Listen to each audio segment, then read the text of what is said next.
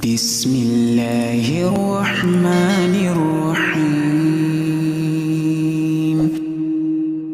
Fa innal mar'ata khuliqat min dhila. Sungguhnya wanita itu diciptakan dari tulang rusuk. Wa inna a'waja syai'in fi dhila a'lahu, dan yang paling bengkok dari tulang rusuk adalah bagian atasnya. Apa maksudnya? Maka ada beberapa pendapat di kalangan para ulama. Di antaranya sebagian ulama berpendapat bahwasanya yang dimaksud dengan bagian atasnya yang paling bengkok itu isyarat kepada bagian atas wanita, yaitu lisannya. Wanita itu lisannya bengkok. Kalau udah ngomong, ya tidak berhenti-berhenti. Cerewet. Jadi wanita banyak membuat dia masuk neraka gara-gara lisannya. Makanya dalam hadis kata Nabi sallallahu alaihi wasallam, waktu Nabi sallallahu alaihi wasallam sedang khutbah Id, maka Rasulullah SAW maju kepada para wanita. Kata Nabi sallallahu alaihi wasallam, "Ya ma'syaral nisa, tasaddaqna fa innakunna aktsara hatabi jahannam." Wahai para wanita sekalian, hendaknya kalian bersedekah. Ya, karena kebanyakan kalian masuk neraka jahanam. Ada yang bertanya, "Lima ya Rasulullah? Kok bisa ya Rasulullah?" Kata Rasulullah SAW, "Li'anna kunna takfurnal ashir wa tukthirnal la'nah." Karena kalian itu suka mengingkari kebaikan suami, dan yang kedua suka mengumpat, suka melaknat. Dan ini benar, ya. Banyak wanita, tidak semua tapi banyak ya, yang memiliki sifat ini, suka mengingkari kebaikan suami, lupa dengan kebaikan suami, dan yang kedua suka mengumpat, suka tidak bisa menjaga lisan. Makanya Allah menyebutkan dalam surat Al-Hujurat, ya ayyuhalladzina amanu la yaskhar qaumun min qaumin asa ayyakunu khairan minhum. Wahai orang yang beriman, janganlah sebagian kalian mengejek sebagian yang lain, bisa jadi yang diejek lebih baik daripada yang mengejek. Kemudian Allah mengkhususkan para wanita, wala nisaun min nisa'in asa yakuna khairan minhunna. Jangan sebagian wanita mengejek sebagian yang lain, karena bisa jadi wanita yang diejek lebih baik daripada yang mengejek. Dan benar, para wanita itu banyak bahan yang bisa mereka jadikan bahan untuk bahan ejekan. Kalau mereka sedang berkumpul, nanti lihat ada sebagian ibu-ibu yang mungkin HP-nya lama, diejek. Itu ibu itu HP-nya jadul masih dipakai terus. Nanti lihat sebagian ibu-ibu mungkin bajunya enggak ganti berapa hari, diejek lagi. Enggak malu bajunya itu terus. Padahal ibu itu miskin misalnya. Ya. Apa saja bisa jadikan apa? Bahan ejekan. Nanti lihat dompetnya jelek, diejek lagi. Itu dompet jelek, dompet KW dipakai-pakai. Banyak. Nanti dia kunjung ke rumahnya, dia ngejek lagi. Itu rumah kotor, enggak perhatian anaknya, dia enggak mandi, ingusnya kemana-mana. Jadi bahan ejekan. Nanti ketemu suaminya jelek. Jadi banyak sekali bahan dijadikan ejekan di kalangan para wanita. Laki-laki tidak begitu. Laki-laki kalau kumpul kita enggak ngejek-ngejekan. Kita ngobrol tentang dagang, tentang utang, tentang poligami, banyak yang diperbicarakan. Jadi itu, jadi perempuan itu di antara yang bengkok apa? Lisannya. Pertama suka mengumpat. Yang kedua lupa dengan kebaikan suami. Ya. Kata Nabi sallallahu alaihi wasallam, "Lau ahsanta ila ihdahunna dahra, thumma ra'at minka syai'an, laqalat ma ra'aitu minka khairan qat." Seandainya salah seorang dari kalian berbuat kebaikan kepada salah seorang dari wanita setahun penuh, kemudian dia melihat engkau berbuat kesalahan, maka dia berkata, "Aku tidak pernah melihat kebaikan sama sekali darimu." Sebagian ibu-ibu seperti itu, ya. Kalau suaminya sudah salah, dia lupa dengan kebaikan-kebaikan suaminya. Ngambek, marah-marah, ya. Kemudian banting pintu, ya. Ini bukan pengalaman pribadi ya, enggak, jangan salah sangka, ini pengalaman bersama ya. Subhanallah. Jadi seperti itu ya, lupa. Kadang-kadang kalau berbuat baik sama ibunya nanti marah-marah, "Kau memang selalu bela ibumu, enggak pernah bela saya." Ya. Padahal baru sekali dia bela ibunya. Biasanya istrinya juga dibela. Nanti ada kesalahan, "Kamu memang enggak pernah cinta sama saya selama ini." Gimana enggak cinta? Anak kita sudah 7, dari mana keluarnya itu 7? Ya. Datang dengan sendirinya tanpa cinta, tanpa kasih sayang ya.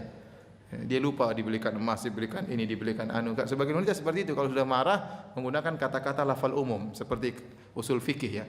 "Kamu sama sekali tidak pernah, kamu sama sekali tidak pernah." Ini lafal-lafal langsung menjerumuskan dalam neraka jahanam ya. Sama sekali tidak pernah, ini bahaya. Ya. Kamu begini. Sebagian wanita, masya Allah diberikan hafalan yang kuat. Suami, kamu dulu begini, kamu pernah nampar saya, kamu pernah gini, pernah gini, woi. Hafalannya kuat. Suami mengulangi, lupa banyak kesibukan. Jadi inilah sebagian tafsiran ulama bahwasanya yang dimaksud dengan bagian atas yang paling rusak adalah bagian apa? Lisan. Ini pendapat sebagian ulama. Sebagian ulama mengatakan maksudnya rusak yaitu bengkok secara umum. Bengkok maksudnya akhlaknya. Akhlaknya bengkok, ya. Kenapa? Karena wanita kurang akal dan agamanya. Di antara sifat wanita adalah kurang akalnya. Kata Nabi SAW, "Ma ra'aitu min naqisati aqlin wa dinin adhaba li lubbi ar-rajulil hazim min ihdakunna." Aku tidak pernah melihat makhluk yang kurang akal dan agamanya tapi sangat mampu menjatuhkan pikiran seorang lelaki yang tegar. Ya. Dan itulah aneh wanita. Ya. Akalnya kurang, tapi kalau mengkerling lelaki langsung KO laki-laki tersebut. Padahal laki-lakinya tegar, jenggotnya panjang, besar, begitu dikerling langsung apa? Kelepak-kelepak langsung jatuh. Tapi Nabi mensifati wanita dengan kurang akalnya. Dan ini menunjukkan wanita, ya, karena kurang akalnya ini diantaranya menjadikan akhlak dia terkadang bengkok. Ya, terkadang bengkok. Akalnya karena maksudnya apa akalnya kurang? Jangan disalahpahami, jangan disangka bahwasanya wanita itu IQ-nya jongkok. Tidak. Sebagian wanita Masya Allah prestasinya lebih baik daripada kita. Kita mungkin ingat waktu kita kuliah itu cewek IPK-nya sampai 4, kita cuma 2,8 misalnya. Atau mungkin waktu kita SMP, SMA yang ranking 1 perempuan, kita ranking 12 ya. Bukan maksudnya dia IQ-nya jongkok, tidak. Bisa jadi lebih pintar daripada laki-laki. Tetapi maksudnya kata para ulama disifati oleh Nabi dengan akalnya kurang. Kenapa? Karena dia lebih mendahulukan perasaan daripada nalar. Dia lebih mengedepankan perasaan daripada nalar. Yang akhirnya perasaan tersebut terkadang menutup akalnya. Ada sebagian teman, istrinya doktor ahli dalam bidang tertentu, pakar. Di rumah sama saja akalnya kurang katanya. Cuma profesor dalam bidang itu, di rumah ya profesornya nggak dipakai, tetap aja. Kenapa? Perasaannya didahulukan. Inilah sifat wanita. Sifat wanita. Akalnya kurang ya. Oleh karenanya perasaannya lebih didahulukan daripada akalnya. Kalau seorang laki-laki salah ngomong sama istrinya, salah ngomong. Tadinya senyum-senyum, tiba-tiba langsung bisa cemberut. Gara-gara satu kata yang terlepaskan. Marah istrinya. Yang tadinya di dalam dekapan kita, tiba-tiba bisa terlepas sampai di angkasa, saking jauhnya. Tapi kalau kita gombalin sedikit, bisa kita tarik juga, cerek, langsung dalam pelukan kita. Karena lebih mendahulukan perasaan daripada akalnya, daripada nalarnya. Sebagian wanita kalau kita kasih uang untuk belanja pengen beli. Ada lagi lihat ada kortingan, ada diskon, langsung diskon. Padahal dia tidak begitu butuh. Tapi ingin belikan anaknya, belikan suaminya, ingin beli. Dia enggak tahu bahwasanya listrik belum bayar, ini belum bayar. Laki-laki enggak, laki-laki mikir dulu. Kalau belanja mikir dulu, akhirnya enggak belanja. Baik, hadirin dan hadirat yang dirahmati oleh Allah Subhanahu wa taala. Ya. Ini di antara hikmah dari syariat Islam.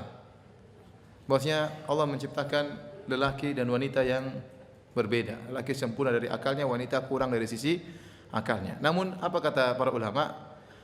Yang menakjubkan di kalangan wanita, dalam kekurangannya itulah kesempurnaannya. Dalam kekurangannya itulah kesempurnaannya. Kenapa? Karena wanita dibutuhkan oleh kita untuk melakukan pekerjaan-pekerjaan yang perasaan lebih didahulukan daripada kecerdasan. Ngurus anak itu perasaan harus didahulukan. Dengan perasaan dia bisa sabar ngurus anaknya. Dengan perasaan dia bisa tegar ngurus apa? Anaknya. Ya. Kenapa? Perasaannya dia dahulukan sama anaknya luar biasa. Urusan rumah makanan itu semua butuh perasaan ya.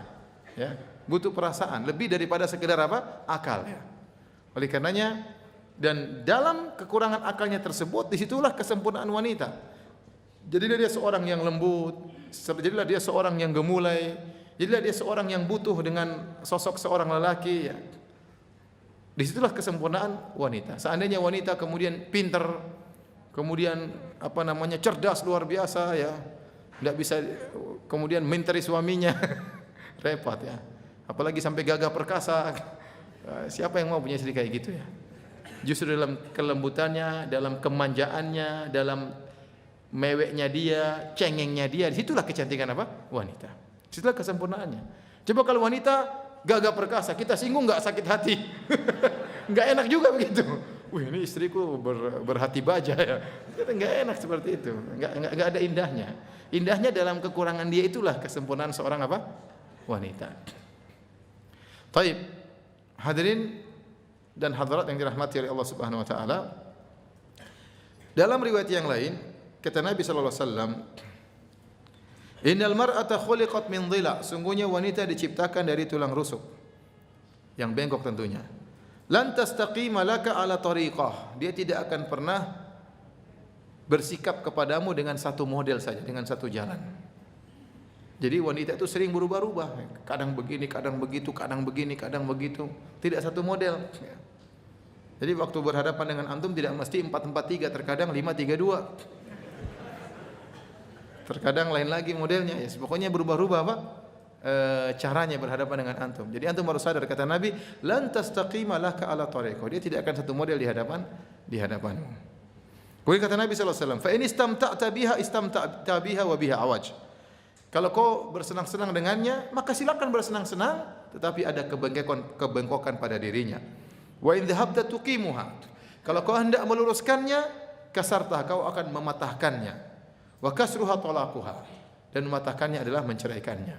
Kata para ulama, dalil tidak mungkin ente punya istri yang akhlaknya, ini secara umum ya. Ya, secara umum tidak mungkin yang akhlaknya top, tidak ada miring-miringnya, pasti ada miring-miringnya. Karena enggak mungkin ente luruskan. Enggak mungkin ente luruskan. Ente tegur dia baik, nanti kembali lagi. Ente tegur dia baik, kembali lagi. Begitulah sifat wanita. Demikiankah? Bukankah demikian ibu-ibu? Ya. Iya. Iya, memang tidak semua, tapi banyak yang seperti itu. Taib, hadirin hadirat yang dirahmati Allah Subhanahu wa taala. Tatkala Nabi menjelaskan bahwasanya wanita terciptakan dari tulang rusuk yang bengkok, ingat, Nabi membawakan hadis ini bukan dalam rangka mencela wanita, jangan disalahpahami. Justru Nabi mengatakan wanita kodratnya tercipta dari tulang rusuk yang bengkok agar para suami berbuat baik. Makanya di awal hadis kata Nabi, "Istausu bin nisa'i khaira." Hendaknya kalian berbuat baik kepada para wanita. Kenapa? Karena wanita tercipta dari tulang yang bengkok dan tulang yang bengkok tidak bisa diluruskan. Di akhir hadis Rasulullah SAW berkata, "Fastausu bin nisa'i khaira." Makanya berbuat baiklah kepada para wanita. Nabi buka hadisnya dengan menyuruh berbuat baik kepada wanita. Nabi tutup hadisnya dengan berbuat baik, menyuruh berbuat baik kepada para wanita. Di tengah-tengah Nabi kasih uzur kepada para wanita. Wahai para laki, berilah uzur kepada mereka. Banyaklah berbuat baik kepada istri-istri kalian. Karena mereka memang punya kekurangan. Jadi jangan sampai orang salah paham dengan hadis ini. Kemudian dia mencela istrinya. Kamu memang parah, kamu memang bengkok, dasar bengkok. Ya. Jangan, tidak boleh. Berarti dia salah berdalil. Jadi orang boleh dalilnya sama tapi ngawur. Nabi waktu mengucapkan ini untuk membela wanita atau untuk menjatuhkan wanita? Untuk membela wanita. Sebagian orang salah, dia untuk mencela wanita. Dasar bengkok. Nanti istrinya bilang, "Iya, saya bengkoknya dari tulang rusukmu yang bengkok ya." Jadi ya tidak demikian ya. Jadi dari sini para hadirin dan hadirat yang dirahmati oleh Allah Subhanahu wa taala, maka tujuan Nabi membawakan hadis ini adalah untuk agar kita banyak memberi uzur kepada para wanita, kepada istri-istri kita, agar kita banyak berbuat baik kepada mereka ya. Dan jangan Anda mimpi bahwasanya istri Anda akan sempurna, pasti banyak kekurangannya, Nabi sudah mengingatkan hal-hal ini seperti dalam hadis ini. Nabi SAW mengatakan, "La yafruqu mu'minun mu'minah." Jangan sampai seorang suami yang mukmin membenci istrinya yang mukminah. Ya, karena bisa jadi kalau dia hanya memperhatikan keburukannya, dia akan benci kepada istrinya. In kariha minha khuluqan radiya minhal akhar. Kalau dia benci perangai istrinya, dia akan ridho dengan perangai yang lain dari istrinya. Kalau istrinya punya kekurangan, jangan lihat kekurangannya. Ya, lupakan kekurangannya, lihat positif-positif yang ada pada istri kita. Pasti banyak positifnya. Jangan kita terfokus pada kekurangan istri kita, karena dia pasti punya kekurangan karena dia tercipta dari tulang rusuk yang bengkok. Ini Nabi menyuruh kita untuk banyak bersabar kepada para wanita.